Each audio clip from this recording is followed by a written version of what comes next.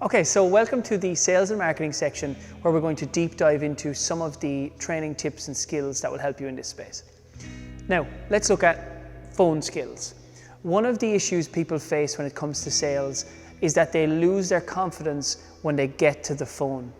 And with that, what they do is they'll keep every conversation on a text-based platform. So they'll stay on text, they'll stay on Facebook message, they'll stay on anything else that's not them talking to a human being. Now, as you can imagine, from a sales perspective, that's giving you a disadvantage because when it comes to sales and selling, we have our tonality, our voice, our pitch, and our tone, just some added values that we can chuck into a call. Now, on an email, you have none of those. On a text, you have none of those. And on a Facebook message, you have none of those. So I would encourage you, if you can do anything moving forward, when somebody sends you a message, when somebody makes an inquiry, always jump back to answering on the phone. So the first step on using the phone is always respond in kind. So if somebody sends you a text message, try and get them to a phone call as soon as you can. If somebody sends you a Facebook message, try and get them to a phone call as soon as you can. Now, once you get them to the phone and once they accept to take a phone call, you have an opportunity to really build rapport, get them to know you, get them to like you, and get them to trust you. Now, in that process, some people can, I suppose, get a bit sidetracked and they can get a bit lost and the calls may not be as good as they could be. Now, I'm going to give you and I'm going to share with you a 4-letter acronym that I have used for the last 2 years that I created that I think is going to change your game when it comes to the phone. So I want you to jot this one down if you're watching and jotting things down as you go. This is really important. So the acronym we're going to use is simple to remember, and it is LEGO. So every time you're on the phone from here on out, I want you to remember when I said, did you get the LEGO? Now we're going to talk about what each of these means, but this is really simple and it's really memorable.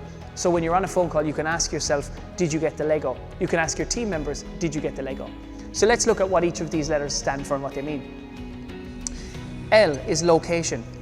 So whereabouts does the person you're talking to live? Where do they work? Where do they go to uni? We're trying to build a picture of the person and where they are during their day. This, of course, can matter. If we have a bricks and mortar facility, are they going to be close to us? Or if they're not, are they going to be feasible for us to work with online potentially? So always get the L. The next section, E, experience. So what have they done in relation to what we do? What experience do they have with, say, a PT or a trainer? What experience do they have with group coaching? What have they done in the past and how well versed are they in what we do? This is going to help us to understand how much they understand about what we do. Really important part of the process. G is goals. So without this, you are not going to connect properly.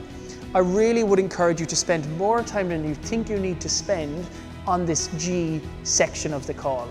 Without getting a clear and tangible goal, we can't help the person visualize the future with our business. So in this section, instead of letting somebody say, I want to get fit, we'd make sure that they say, I want to get this level of fitness to be able to do this thing. We want to tangibilize what their weight loss goal might be, as opposed to, I want to lose a bit of weight, I want to lose 7 kilos by the 14th of December because this is the reason. So when you start to dive into the goals in that perspective, you really get a good answer and you really get a good outcome.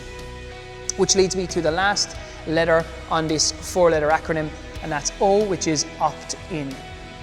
So how can we get the person to subtly opt in over the phone? So now you might be on this phone call due to a complimentary session as the intro, or it might be a discounted membership option or something to that effect.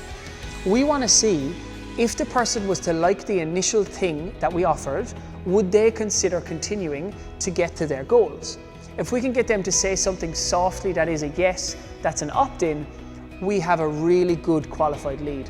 So it might be, so Sam, I know you're interested in jumping on our trial program, but I presume you'd be interested in continuing afterwards to get more health and wellness from our services. Of course you would. Fantastic. And now you've subtly got them to opt in. This helps us get them away from the reason they're coming in, i.e. trial, to the real reason they're coming in, i.e. I have an interest in my health. So we can start to push them towards that interest in their health. So let's, every time we get on the phone, focus on getting the Lego. From here, really simple, once you've got the Lego, the next thing is you gotta book them in.